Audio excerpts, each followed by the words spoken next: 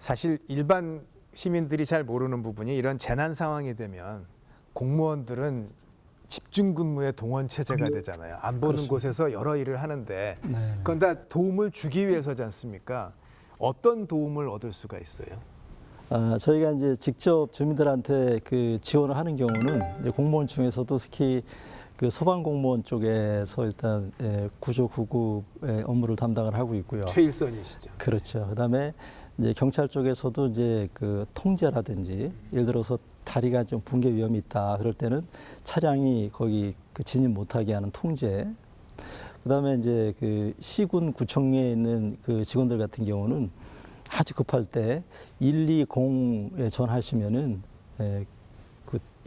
필요한 도움을 받는 게 가능합니다. 다만 이런 문제가 있습니다. 공무원들의 역할도 중요한데 공무원들이 모든 것을 다 그 막을 수는 없습니다. 그렇죠. 지난해에 그 도림천 그 역류 사고 때도 보면은 이제 소방이 47분 만에 도착을 했는데 그 소방이 그럴 수밖에 없는 상황이 발생이 됩니다. 왜냐하면 집중호우가 발생이 되면 전화 오는 데가 아마 수도 없이 많을 겁니다. 그렇네요. 네. 사방으로 출동을 해야 되고 특정 지역을 가기에 많은 시간이 걸릴 겁니다. 그래서 저희가 지역 자율 방재단이라는 거를 운영을 하고 있습니다. 일종의 자원봉사인데요. 스스로 이 재난 발생 시에 내가 뭔가 이웃을 위해서 하겠다 하시는 분들인데 그분들 숫자가 전국에 한 6만 8천여 명이 됩니다. 그래서 저희가 그분들을 교육도 시키고 또 그분들이 이웃에 무슨 일이 생겼을 때는 가서 좀 도움을 줄 수 있도록 단톡방 같은 걸 만들어서 저희가 정보를 같이 공유하고 그렇게 있습니다. 아, 그렇군요. 네. 저는 그 대한민국의 안전 역량이 높아지려면 투 트랙으로 가야 된다고 생각해요. 네. 기초지자체장 여러분께서는 이번에 태풍이 오시기 전에 지금부터라도 관할 지역에 강풍이라든가 침수 우려가 있는 것들을 면밀하게 매우 눈으로 점검을 해서 매연에 대응을 해주셔야 되겠고 재난관리는 두 번째는 재난관리는 줄탁동시란 말을 저희들이 가장 많이 하는데 노란색 민방위복을 입고 있는 국가를 대신한 공직자에 의해서 재난은 절대로 다 되지 않습니다. 결국은 시민과 함께 해야 되거든요. 그런 의미에서 시민 거버넌스들의 안전에 대한 동참 그리고 안전에 대한 의식이나 인식, 문화 전체 5천만 국민이 똘똘 뭉쳐야만이 재난을 대응할 수 있다고 저는 그렇게 생각합니다. 실질적으로 보면은 제가 아까 1차 대응 기관은 시, 군, 구, 소방, 경찰 이렇게 말씀드렸는데 저는 각 개개인이 결국은 1차 대응 기관이 될 수밖에 없다. 그러면 그 각 개개인이 어떤 그 재난 대응 역량을 갖고 있는 게 되게 중요한데 근데 그거를 갖지 못하는 분들이 계세요. 이제 그분들이 누구냐면 연세 드신 분들, 노인분들. 이분들이 대피를 해야 됩니다라고 문자를 보내고 마을 방송을 해요. 근데도 대부분이 많은 분들이 주저하세요. 내가 이거 가져가야지, 이것도 가져가야지 하다 보면은 시간을 놓치거든요. 이럴 때는 저희가 지금 하는 사업 중에 하나인데요.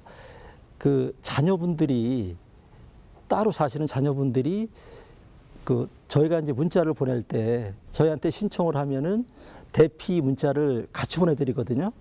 그 자녀분들한테. 그럼 그 자녀분들이 부모님한테 전화를 해서 지금 상황이 위급하다 하니까 다 두시고 빨리 피하세요. 이 전화 한 통화만 해주셔도는 굉장히 큰 도움이 될 거라고 생각을 합니다. 이건 이웃을 떠나 내 부모를 챙기는 일인데 이거보다 저는 그 효과적인 방법은 없다라고 생각을 합니다. 그건 어떻게 신청해요?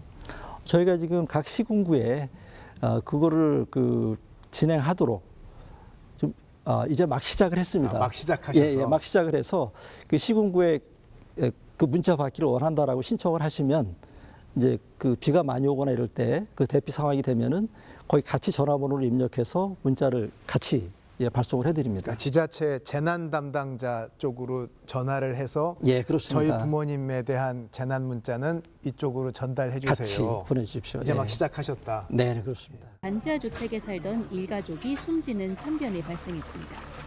침수 위험에 대한 대책 마련이 시급한데 서울의 반지하 주택이 20만 가구가 넘습니다. 시는 우선 반지하에 사는 중증 장애인 가구부터 지원하기로 했습니다. 먼저 공공임대주택 지상층으로 이주를 돕습니다. 침수 위험이 있는 반지하에 거주하는 중증장애인 370가구 가운데 이사를 희망한 69가구의 이주를 돕고 보증금, 이사비 등을 지원할 방침입니다. 이들 가구가 민간 임대주택 지상층으로 옮기기 원하면 월 20만 원을 최대 2년 동안 지급합니다. 자, 반지하 공간 이게 참 그 영화 때문에도 관심을 끌게 되었는데 재해 취약지구에 이게 지금 지원책 어떻게 보세요? 일단 저는 두 가지로 봅니다. 첫 번째는 저는 대학에서 건축과 교수로서 건축 학적으로 반지하 주택 맞지 않는 거죠. 그러니까 최소한의 주거 공간이 되려면 기본적인 채광이라든가 통풍이라든가 환기가 충분히 되어줘야 되는데 그렇지 못한 거이기 때문에 사실은 주거 공간으로서 맞지 않기 때문에 앞으로 법 제도 정비가 필요한 것 같고요. 사실 재난 선진국이라고 일컬어지는 미국 같은 경우에도 이런 안전 약자에 대한 법제도 정비가 오래전부터 된 게 아니라 2005년도에 허리케인 카트리나 이후에 많이 제도된 거기 때문에 그다지 오래된 역사를 가지고 있지 않는데 우리나라가 이런 행정을 한다는 것은 상당히 고무적이라고 저는 생각합니다. 자, 이 반지하에 대한 어려움 또 사는 분들에 대한 재난 지원 사람마다 또 생각이 다르죠. 그래서 댓글로 한번 시민들의 의견을 모아봤습니다. 같이 한번 보시죠. 자, 이 배수 잘 되게 하는 게 답이지 왜 금전적 지원을 왜 하느냐 이런 의견도 있고 돈 없는데 꼭 비싼 서울에 살아야 하느냐 인프라 좋은 동네에 살려고 하면은 참 이게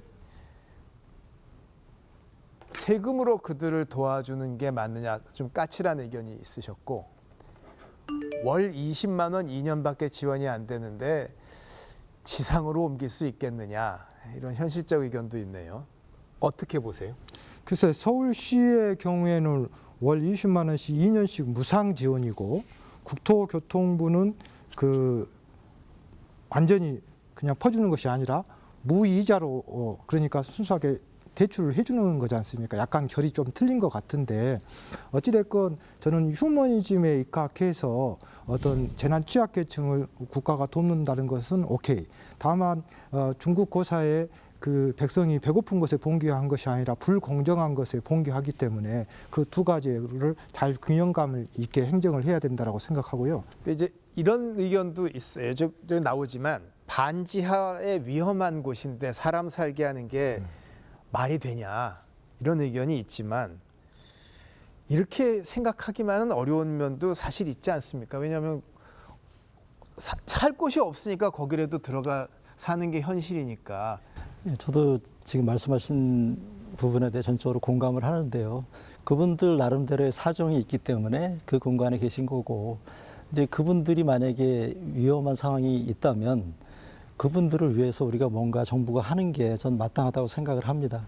저는 이번 방송을 통해서 서울에 대해서 서울시에 조금 우리가 고민을 한번 해볼 필요가 있습니다. 사실은 서울은 이런 호우에 대해서 자유로운 도시는 절대 아닙니다. 그러니까 아까 전에 제가 말씀드린 것처럼 하수관을 설계할 때 30년 빈도로 설계한다라고 했잖아요. 근데 예를 들어서 50년, 100년 빈도로 왔다. 그러면 그만큼의 피크로도 더 추가 물이 올 거 아닙니까? 빗물이. 그것만 잘 챙기면 되는 거 아닙니까? 그것을 우리가 치수라고 하는데 물을 다스리겠다는 얘기죠.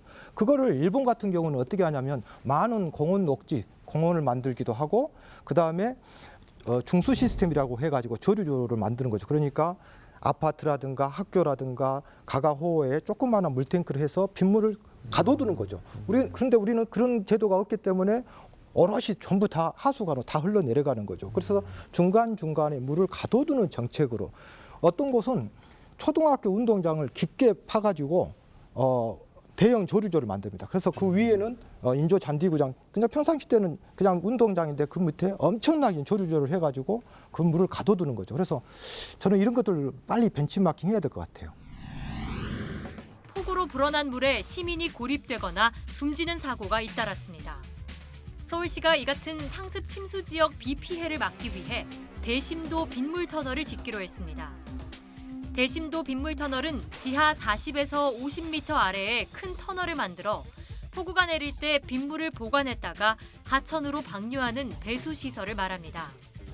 서울시는 오는 2027년까지 9천억 원을 투입해 강남역과 도림천, 광화문 등 3곳에 우선 설치한다는 방침입니다.